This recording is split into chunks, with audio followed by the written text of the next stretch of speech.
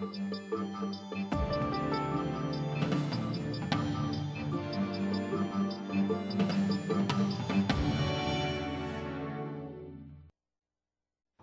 to Talking with Tatchell. The Russian government stands accused of human rights abuses and a flagrant failure to ensure proper democracy in the country. The transition from Soviet era to a modern Western-style democracy has not gone smoothly.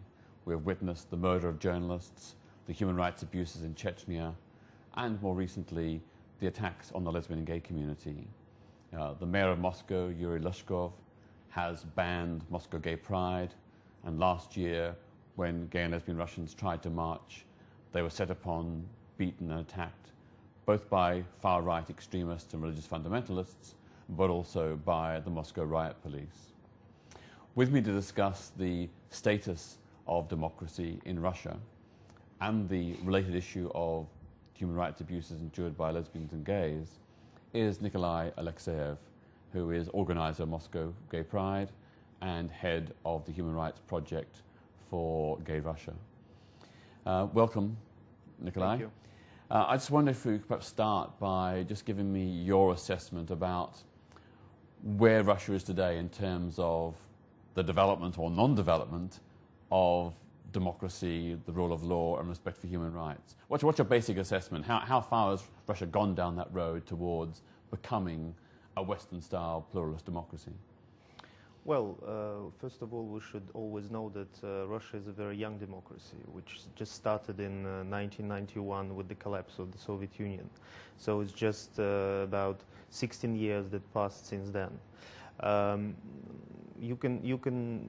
We have two periods in the development of this Russian democracy, which is basically the first period under the Yeltsin regime of the first Russian president, when there were relative freedom and freedom of speech, freedom of assembly, rights, human rights were recognized, and there was, we can say that there was a certain part of anarchy, maybe, that in terms of because everyone could get what he wants, and everyone could get any rights which he wanted to realize his rights.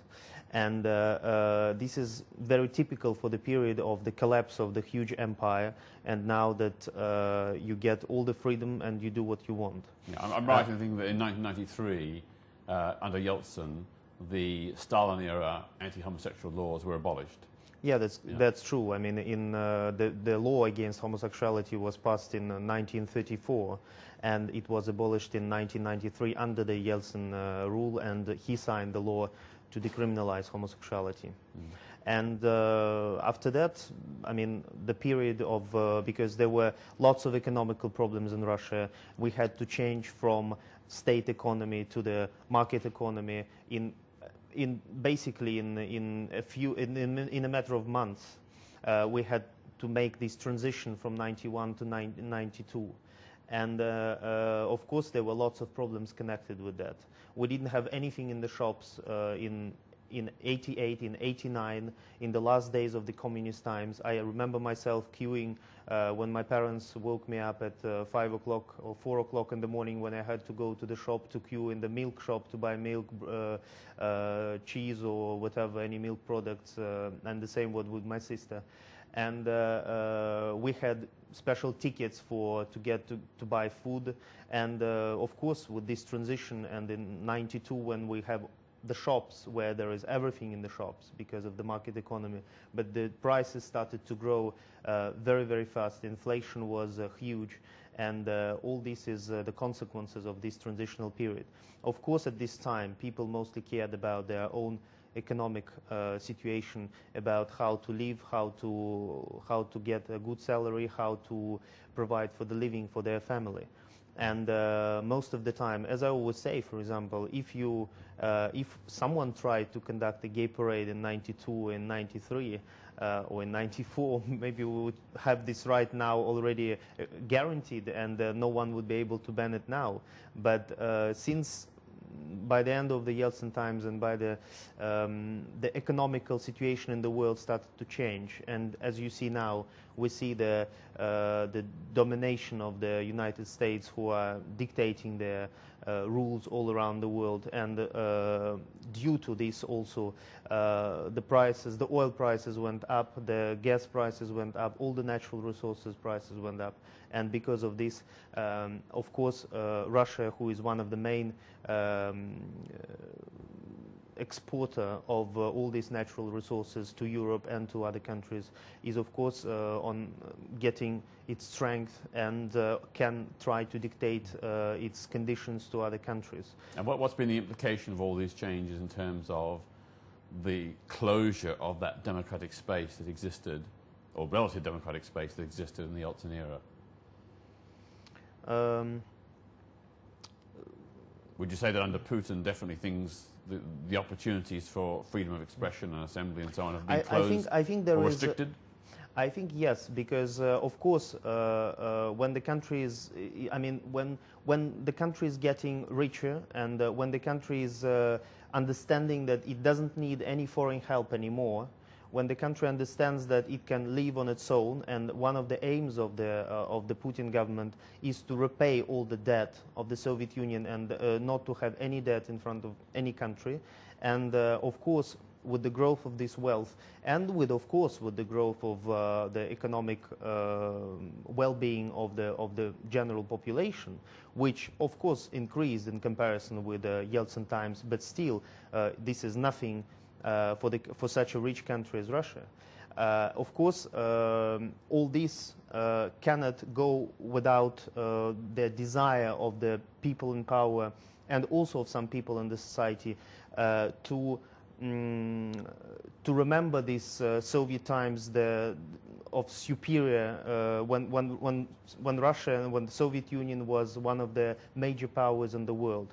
And this is sort of nostalgia for these times. Not for the way we lived, not for the Gulag or for anything else, but for the times when Russia, the Soviet Union, was able to dictate things in the world and to threaten others, and that other countries were listening to them. Do you think it would be going too far to say that there is a revival of great Russian chauvinism? Yeah, definitely, there is. And it's growing and growing and growing. We don't know when will be the limit, but because it continues. I think it's sort of the 2008, when there will be presidential elections, and we will probably have another president, since Putin cannot be a candidate for the third time. Do you think those elections will be free and fair? I don't think they will be free and fair.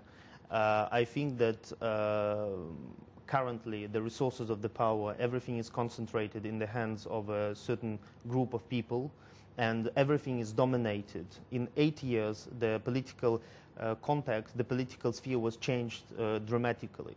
And all these people are now working in one strategy, together, trying to be re-elected, of course, in 2007, this year in the parliamentary elections, and next year in presidential elections, to have their own candidate who is guaranteed re-election, because there will be no fair access to the media, because all the channels, almost all of them, are controlled by the state, because they are presenting only the picture that they want to present, and of course in such conditions there simply cannot be fair elections. What about in terms of the registration of political parties, or the threshold required to be able to stand candidates or get candidates elected? Perhaps you could explain that?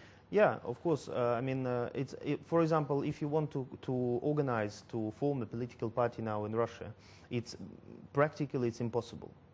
There are a few parties which were registered and which have a certain number of members in all the regions, but now to organize a political parties, you need to have representations almost in all the regions of Russia, which is 89 regions.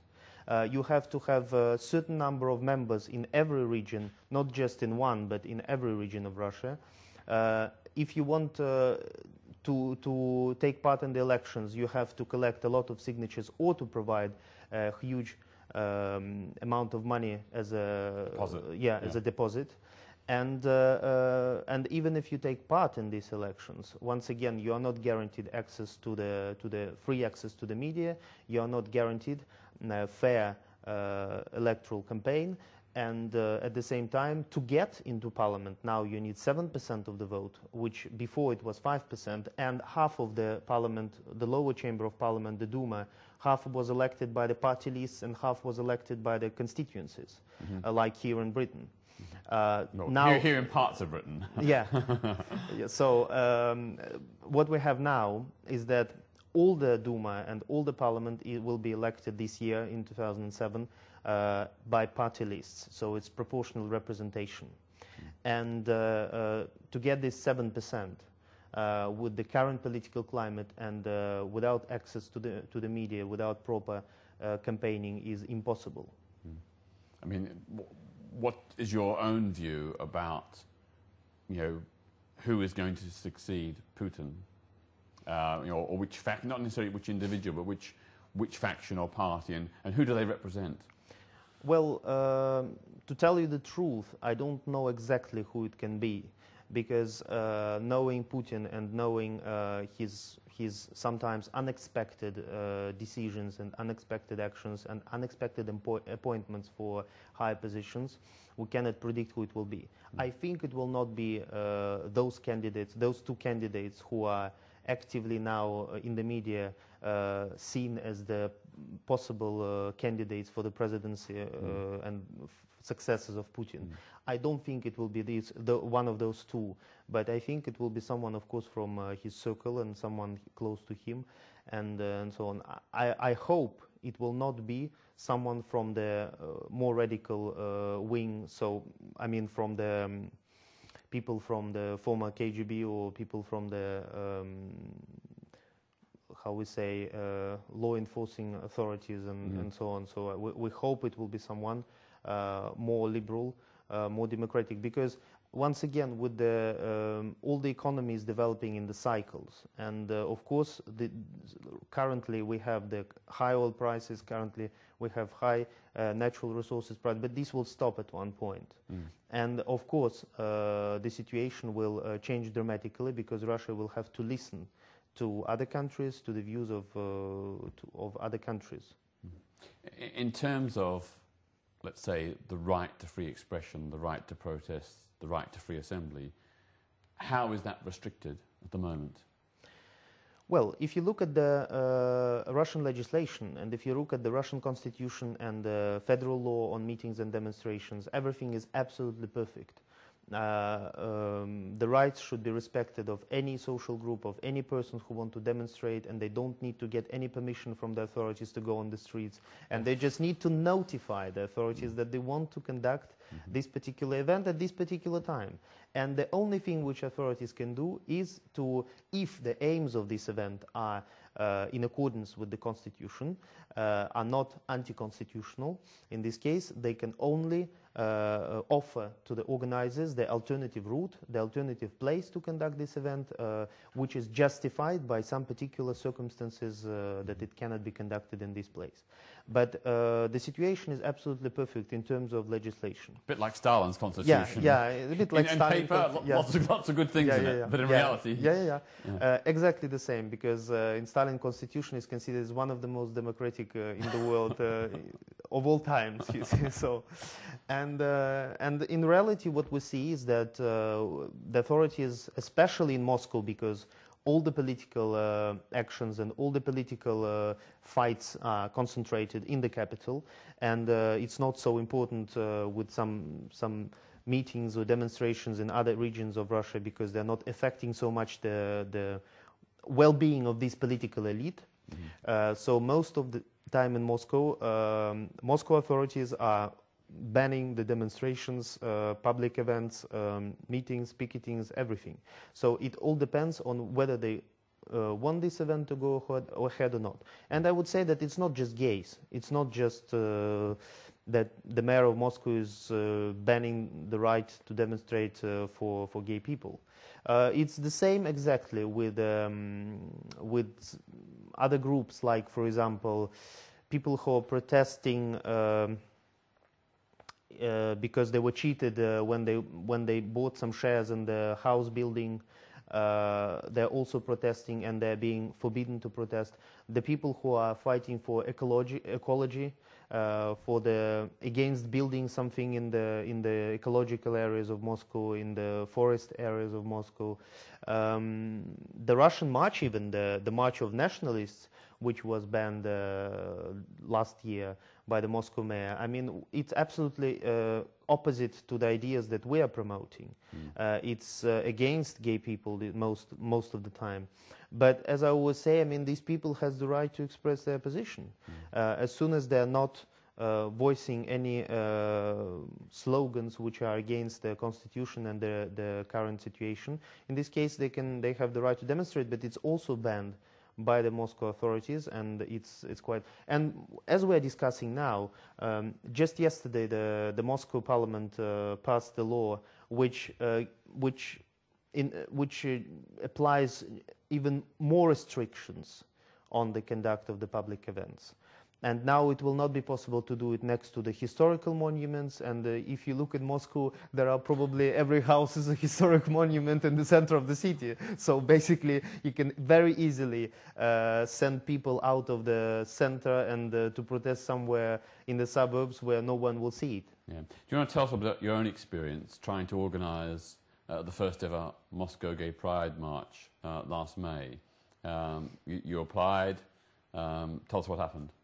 Yeah, we officially applied on the 15th of May to the city hall to the Moscow mayor to notify him about this event. Within 3 days, according to the law, he denied and said that he bans this demonstration, that he will not allow it. Why did he ban it? The official reasoning in the application form, in the reply to the application, was the reasons of security. And they said that because we cannot provide the security, and because this event provoked so much reaction from the church, the protesters, and some organizations, because of that we received lots of letters of protest against gay pride, so we cannot allow this event to take place. But you think that was a pretext? Yeah, of course. Because what was the real reason? The real reason was all the statements that we heard from the Moscow mayor before the gay pride of last year and already after the pride. And he said that the gays are satanic, that gays are unnatural, that gays are deviants, that all these kind of insults that you can only imagine. Just proves that he's one of the most homophobic politicians in Europe. Probably the most homophobic Russian politician since Joseph Stalin. Definitely. He's not sending gays to the gulag, but you know, no. He's doing his best. He's doing his best within the constitutional framework, of course, to limit and inhibit people's rights and freedom of expression. Of course. Yeah. I mean, what else would you say in terms of support that you think Russian people feel towards the right of LGBT people, lesbian, gay, bisexual, and transgender people to exist? Because I got the impression when I was with you in Moscow last year, when we did that radio phonium program, that the majority reaction was either support or curiosity and interest. People wanted to know about gay people. They had a thirst for knowledge. I can say that Moscow mayor is always talking in the name of all the people living in Moscow. And he is always saying as if it's not his decision, but it's the decision of the Muscovites. But in reality, it's not true. Because if you look at the official results of the public opinion polls done by the independent research centers, you will see that about a third of the population, about 30% of the people, are not against the conduct of this gay pride march.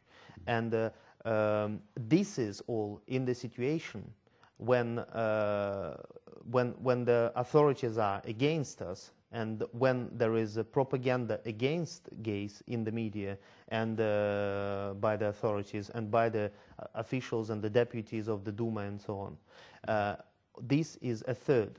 If you look at the program in which I took part on the talk show on the Russian national TV in the prime time, 1 week before the gay pride, the same, about 25% of the people who were voting during the program supported my position, against the position of the deputy who was fighting against the gay pride. And you can see that this is... So you're suggesting that, in fact, if there wasn't this overwhelmingly homophobic propaganda from key state officials in the media, or sections of the media, then in fact probably a lot more Muscovites would be supportive, or at least open-minded. Definitely, if there was a fair coverage of of our initiative, if there was a fair coverage of what we are fighting for, if there was, in this case, at least neutral position of the authorities, as I always say, I mean, we are not asking for your support. We are only asking that you are fair in talking about what we are organizing. You have to be fair and neutral, and that's it. And if it was the case, in this case, everything would change dramatically, because the majority of people in Moscow, they just do not care whether the gay pride will take place or not. If someone has something to demonstrate, go and demonstrate. So, in a sense, public opinion, at least potentially, is way ahead of the politicians. Of course. And it's the politicians. Do you think they're actually scapegoating gay people deliberately? Is this part of some kind of political agenda to create the idea of an enemy within, or a group who can be blamed? And I think it was not before, but I start to think that now it's becoming the sort of a policy of making the scapegoats of gays by the Moscow government, and personally by the mayor of Moscow, Yuri Luzhkov. I don't think that it's part of the real part of the federal program by the people who are in Kremlin. I don't think so. But definitely of the Moscow mayor, who is trying to use this topic everywhere and talk about it even when he's not asked about it. And look here in the press conference, he said in London during the meetings of the mayors, he said, I would not be myself if I didn't raise the issue of homosexuality here. So for him it's the main topic, and he's always, every time he's speaking somewhere, giving speech, writing books, he's always mentioning this topic. He's like the Russian equivalent of the Church of England, obsessed with gay sex. Yeah. Can you tell us, of course, you aren't taking these intimidations and threats and bans and simply accepting them. You're actually fighting back. I believe you're taking a case to the European Court of Human Rights to get the ban overturned. Yeah, the case is already in the European Court, and we sent it on the 29th of January. And it's there, and we don't know how long it will take to consider it, because usually it takes quite a long time for the European Court. But it's there. It will have its impact on the position, of course, of the Moscow government and on the federal government, because they don't want to lose this case in the European Court, because it sets a precedent for the future. And it sets a precedent for everyone in Russia. Yeah. Because, if you win this case in the European Court of Human Rights, it's going to mean that other individuals and groups and communities who've been banned from the right to free expression and the right to protest, they will also have the right. So you're, in a sense, you're trailblazing for the sake and the freedoms of all Russians. Exactly, because by now there were no real bans of any public events in Russia that reached the European Court and on which the European Court gave a decision. So this is one of the first. And I wish that there were more cases like this against the law on demonstration, against its application in Russia. I wish there were more of such cases, and I wish these nationalists who organized this event, the Russian March, would also go to the European Court and fight for their rights. But the problem is that when you organize the event with so many organizations, with so many people who are changing their political minds every day, and who don't want to sue the Russian government in the European Court because they switch their position every day. So it's not possible that this case goes to the European Court. When we organized it, we tried to minimize the people on whom you can put pressure before the case goes to the European Court. Yeah. And that's why I hope it will set a precedent, because there are several provisions in the European Convention which says that you can limit the right to demonstration because of this and this. And you have to, basically, if the court says that lack of security, of impossibility to provide the security, is not the reason to ban the gay demonstration. In this case, it will of course have a huge effect on the gay rights and also on the other demonstrations. As well as taking this case to the European Court of Human Rights, you're also, I believe, suing the mayor of Moscow over his inflammatory claim that gay people or gay rights protests are satanic. Obviously, you know, that allegation that a gay pride parade is satanic directly reflects on you as the organiser. What chances do you have of winning this case? Because I think for the European Court, there must be a very strong chance you will win. What about the libel case? How do the laws of libel apply? We were offended by what the Moscow mayor said, that the gay pride is satanic, and it goes. I mean, we are the organisers of this event, me and my colleague, and we decided that we're going to sue him for libel. And basically now everything depends on what the court will say, but I should mention that the court is going to be the same court, Tverskoy District Court, who considered the ban of the march. It will not be the same judge, because this judge is already sent off from the court, and but in any case it will be someone from this court. And then the appeal is once again, it's the Moscow City Court, which is controlled by people, by Moscow mayor. And I don't think that, well, truly we don't believe that we have any chance to win this case in Russia. Mm. But he insulted us, and he insulted the idea. He wanted to discredit the idea of the gay demonstration, and that's why he used this word satanic. But at the end, he just, I don't think in any case we're going to win it. Well, often there's a good case for making a symbolic stand, even if you don't win, because making a stand sends a signal. It shows that you're not going to sit back and passively accept being abused. Of course, it's absolutely true, and that was basically the idea of this lawsuit, because we're not hoping for the Russian justice, but at least we can give a message which is going to be transferred by the media to the society, that it's not the first case, it's not the first time that the Moscow mayor is insulting someone like this directly. He also insulted people who are fighting for their housing rights on the suburbs of Moscow, and he insulted them even with the worst language, and they also sued him in court and they lost. And this is just a signal to show that this person is regularly using insulting words towards people who live in Moscow, towards people who were voting for him or during the Moscow mayoral elections.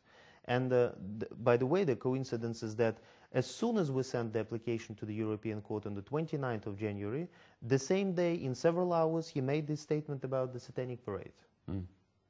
Well, it sounds like you've got your work cut out, and I think that it's very, very important that you take this stand, because, as I said, what you're fighting for isn't just about the rights of gay people. That's the first element of your agenda, and but the implications are that if you win, you'll be winning rights and freedoms for all Russians, and you'll be creating a precedent that other Russians will be able to follow.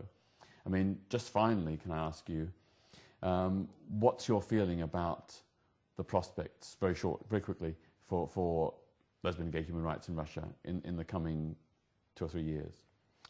I think in the last 2 years, since we started our project and since we launched a lot of initiatives on the LGBT issues, the progress was unbelievable.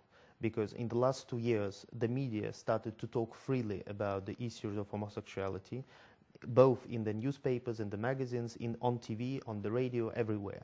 And as soon as now we're announcing some initiative, like before, no one absolutely cared about what the gay people are saying and so on. Now, as soon as the initiative is on the site, it's immediately on the radio, it's immediately in the main news agencies.